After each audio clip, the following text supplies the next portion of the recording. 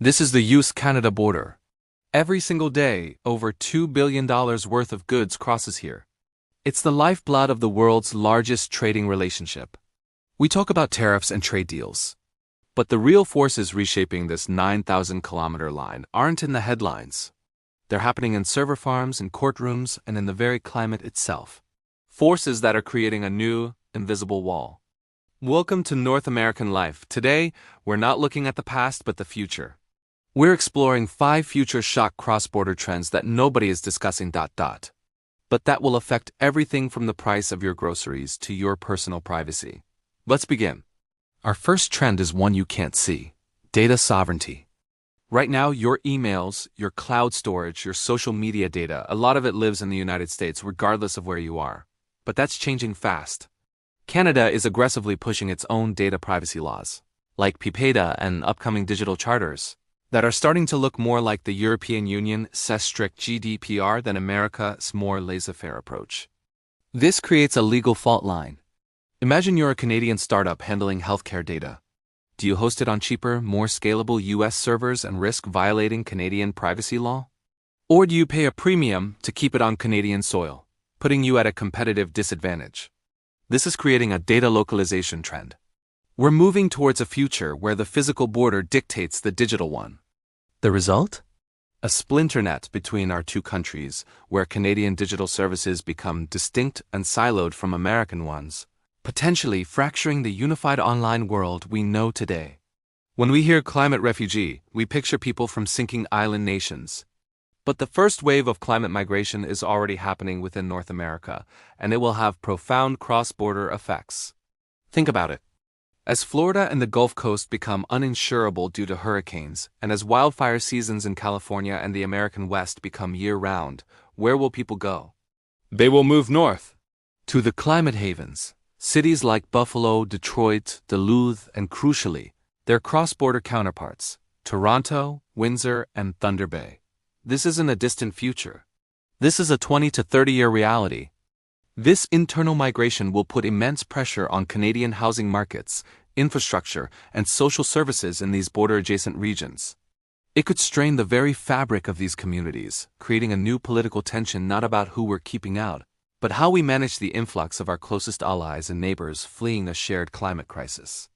For most of history, the Canada-US border in the Arctic was a theoretical line in the ice. But the ice is melting.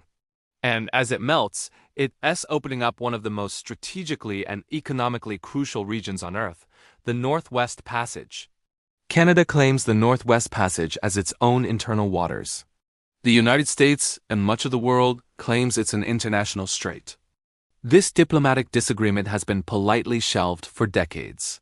But now, with rival powers like Russia militarizing their Arctic coast and China declaring itself a near-Arctic state, the stakes are astronomically high. The future shock here is a forced continental alignment. The US and Canada will have no choice but to deeply integrate their Arctic defense and surveillance systems. We're talking about joint command structures, shared satellite networks, and coordinated naval patrols. The border in the far north will become the most heavily monitored, militarized, and diplomatically sensitive part of the entire continent, transforming it from a frozen frontier into a central pillar of North American national security. We've talked about the land and sea. Now let's talk about the sky. The era of the drone is here, and it's about to smash into the world of border security. Right now, a hobbyist can accidentally or a smuggler can intentionally fly a drone across the border with ease. The technology to stop this is still in its infancy. But soon, the entire border zone will be covered by a low-altitude drone dome, a network of sensors, radars, and automated systems designed to detect, track, and neutralize unauthorized unmanned aircraft. This doesn't just affect smugglers, it affects everyone. A farmer wanting to survey his field, a news crew covering a story, a delivery company, any flight near the border will require pre-clearance and digital license plates for their drones. This creates a new layer of bureaucratic overhead for the legitimate economy and raises huge questions about the weaponization of civilian airspace. Our final trend is the most personal: the end of anonymity at the border. The concept of papers, please is becoming obsolete. The new reality is face, please, or eyes, please. The US and Canada are rapidly expanding their biometric entry-exit systems. This means your face and your iris are your passport. But the future shock is what comes next. AI-powered predictive profiling. Imagine a system that doesn't just verify who you are, but assesses your risk in real time. It analyzes your travel patterns, your minor infractions, your digital footprint, and even your micro-expressions as you answer the border agent's questions. This creates a pre-crime scenario at the border. You could be flagged for enhanced screening, not for what you've done, but for what an algorithm predicts you might do. The right to cross, a fundamental part of North American life, could become contingent on a score you don't understand and can't appeal. The border becomes less a physical line and more a constantly updating assessment of your life. So from the data we generate, to the climate that pushes us, to the drones over our heads, and the biometrics that identify us, the peaceful, undefended border is becoming a hub of high-tech, high-stakes management. These trends aren't about building a wall of concrete, but a wall of code, regulation, and surveillance. They challenge our notions of privacy, sovereignty, and the very idea of an open continent. The future of the US-Canada relationship won't be decided just by politicians, but by technologists, climate scientists, and security experts.